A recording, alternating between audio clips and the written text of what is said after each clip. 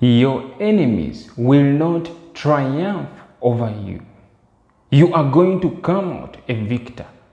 You are going to win that battle. Yes, it seems as though you have been closed down.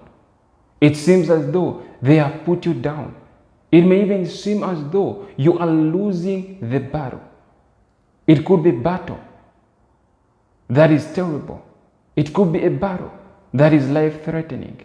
It could be a disease that you have been bedridden for so long, or you are going through pain.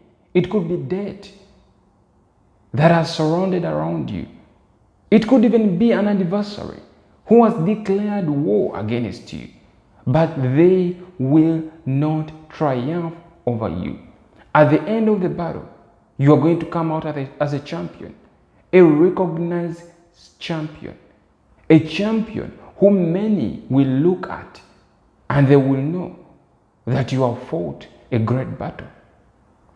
You are going to come out victorious. You're not going to come out like any other person. Your victory will be so great. Now, today's word is in the book of Psalm 41, 5 to 13. Psalm 41, 5 to 13. And it reads, My enemies say of me in malice, when will he die and his name perish? When one of them comes to see me, he speaks falsely while his heart gathers slander. Then he goes out and spreads it around. All my enemies whisper together against me. They imagine the worst of me, saying, A vile disease has afflicted him. He will never get up from the place where he lies. Even my close friend, someone I trusted, one who shared my bread, has turned against me. But may you have mercy on me, Lord. Raise me up, that I may repay them. I know that you are pleased with me, for my enemy does not triumph over me. Because of my integrity, you uphold me and set me in your presence forever. Praise be to the Lord of the God of Israel, from everlasting to everlasting. Amen and amen. Now, this is a scripture that a psalmist wrote down, and he wrote down what he experienced. He reached at a point where he had seen all his enemies saying all kinds of malice, saying all sorts of accusations, wishing for him to die, wishing for him to perish. Even when he became sick, his enemies came to accuse him that he had sinned against God. This is so similar to even what Job went through when Job had lost his family, when Job had lost his property. His friends came to, and sort of like they wanted to comfort him, but their main goal was to accuse him. They pointed fingers at him that he had sinned against God. But we all know that Job was a righteous man. Job was a faithful man, that the enemy had done it. So the scripture says that they imagine the worst of me, saying a vile disease has afflicted him. He will never get up from the place where he lies. They have imagined the worst of you. They do not wish you well. Your enemies. But glory to God, you will triumph.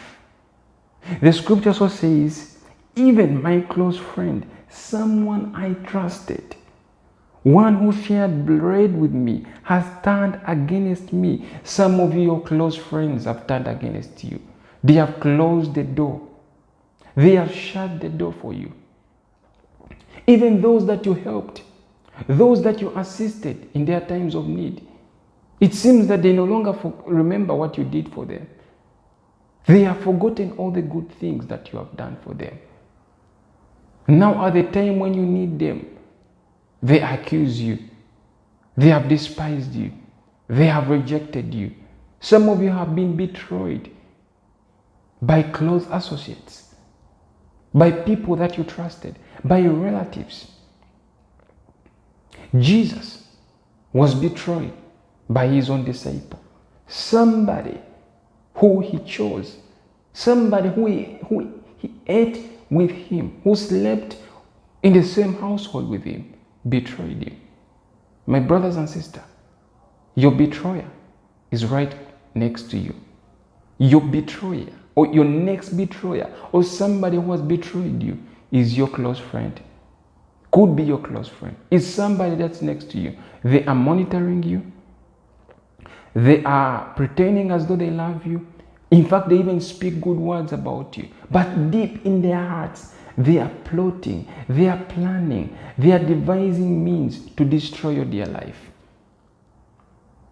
A lot of people think that everyone is happy when they rise up. Not everyone is happy with what you have. They are not happy with your achievements. When you celebrate your birthday, you may think that many of them celebrate with you, but some of them are planning. Among those who celebrate with you, among those who are laughing with you, among those who are smiling with you, are fake smiles. Are people who are not really interested in you.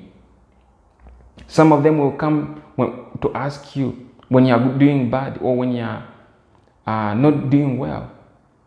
They'll come to ask you questions. How are you doing?